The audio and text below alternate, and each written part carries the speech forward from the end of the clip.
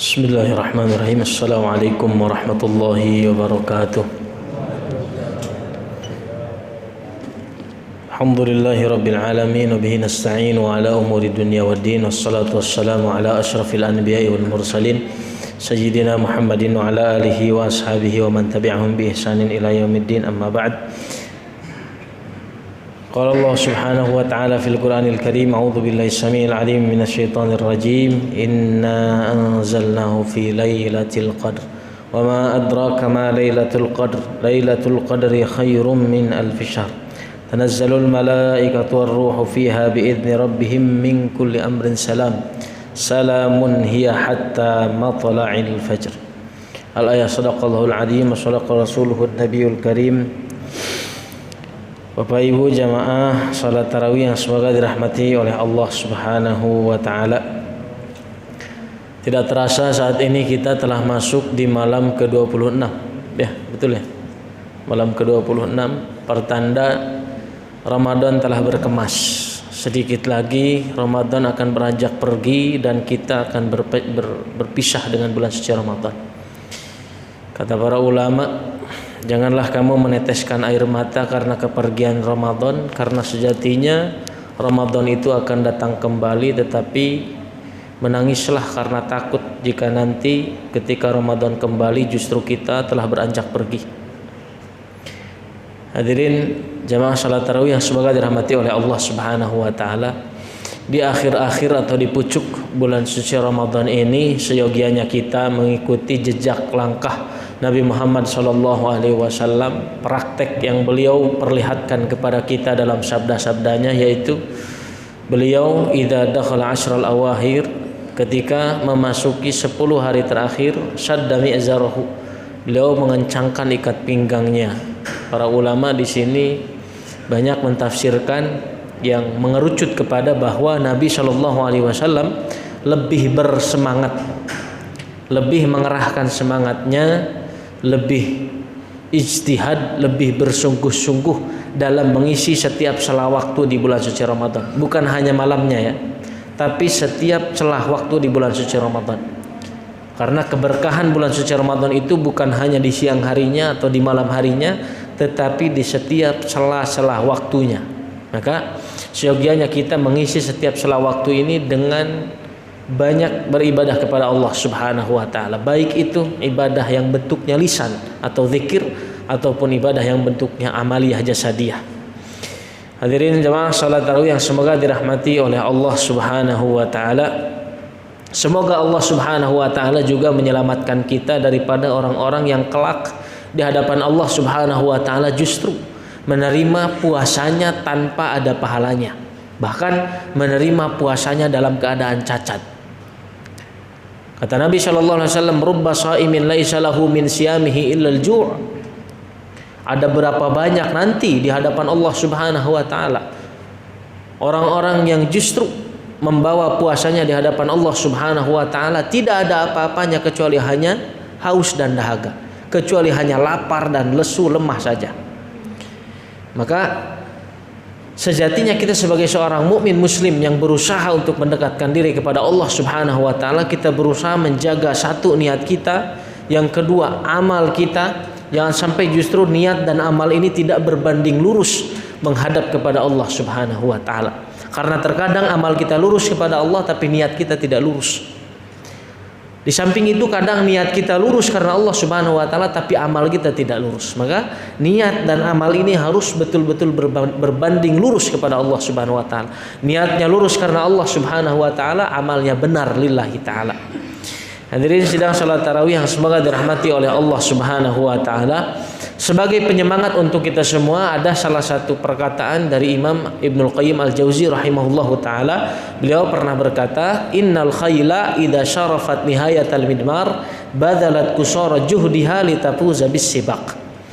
Kata beliau, sebagai motivasi untuk kita semua, ketahuilah bahwa sesungguhnya seekor kuda pacu atau kuda balap ketika mendekati garis finish, ketika mendekati akhir-akhir garis finish, badalat qusara juhdiha, maka kuda tersebut akan mengerahkan seluruh tenaganya, mengerahkan seluruh semangatnya, lebih kuat dan lebih bersungguh-sungguh lagi, lebih cepat lagi ia dalam berlari.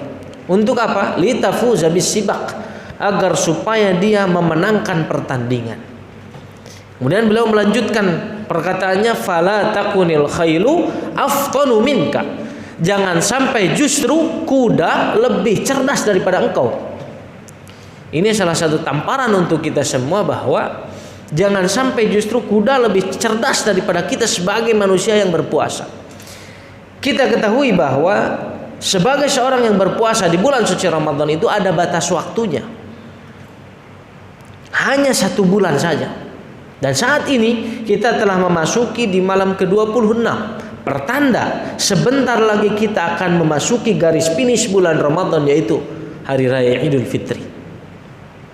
Kata Imam Ibnul Qayyim, fala takunil khailu aftanu minka, jangan sampai kuda lebih cerdas daripada kita. Ketika kuda mendekati garis finish, dia kerahkan semangatnya, dia kerahkan seluruh tenaganya, dia lebih sungguh-sungguh lagi dalam berlari. Maka kita sebagai seseorang yang berpuasa harus lebih cerdas daripada itu. Dan Nabi mencontohkan demikian. Kemudian sebagai bekal, di antara amalan yang perlu kita tingkatkan khususnya di akhir-akhir bulan suci Ramadan ini adalah pertama, ibadah malam kita. Dipimpin oleh pimpinan yang pertamanya ibadah malam ini, yaitu i'tikaf, yang mencakup segala amal. Ketahuilah bahwa i'tikaf ini tidak sah dilakukan oleh seorang hamba kecuali melalui niat. Yang membedakan seseorang berdiam diri di dalam masjid bernilai i'tikaf atau tidak adalah niatnya.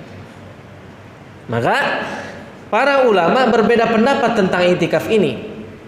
Di antara ulama ada yang menyebutkan bahwa i'tikaf itu harus berdiam diri di masjid dengan niat i'tikaf sepanjang hari dan malam. Jadi kalau kita berniat i'tikaf selama 10 hari bulan suci Ramadan dari awal sampai akhir, kita tidak boleh keluar dari masjid kecuali hajah insaniyah, kata para ulama, kecuali atas hajat kebutuhan manusia, kamar mandi, BAB, BAK dan lain sebagainya. Di antara ulama juga ada yang berpendapat bahwa setiap kali seorang hamba berdiam diri di dalam masjid dengan niat i'tikaf, maka itu juga disebut i'tikaf. Seperti makna dalam bahasanya i'tikaf itu adalah as-subutu fil masjid, berdiam diri di dalam masjid. Dan ini juga adalah madhab yang adalah pendapat yang diambil oleh madhab terbesar di antara kita, yaitu madhab Imam Syafi'i rahimahullahu taala.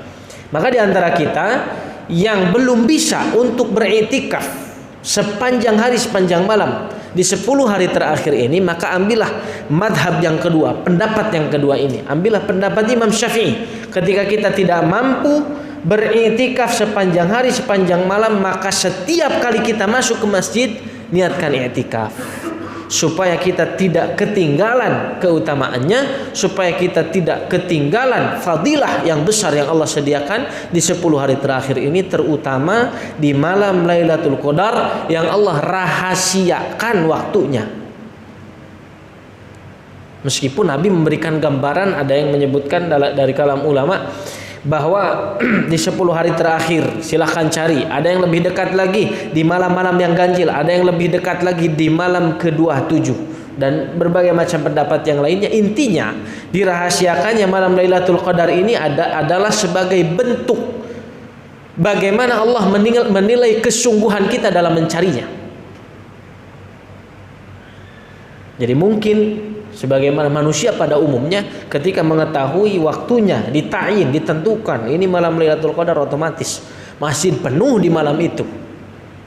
Nah, bagaimana Allah Subhanahu wa taala dengan segala hikmahnya merahasiakan malam Lailatul Qadar ini agar kita semua tetap bersemangat meskipun tidak mendapati waktunya secara utuh, namun Allah Subhanahu wa taala menyediakan malam tersebut pada malam-malam yang kita lewati. Maka kami mengajak diri kami pribadi dan umumnya untuk semuanya, mari kita hidupkan malam-malam kita dengan berzikir, dengan taat, dengan sholat, dengan ibadah, dengan apapun hal-hal yang dicintai oleh dan diridhai oleh Allah Subhanahu wa taala. Barakallahu fikum wa fi amalikum wa sallallahu wa baraka wa sallama tasliman katsira. Mohon maaf bila ada kesalahan. Wassalamualaikum warahmatullahi wabarakatuh.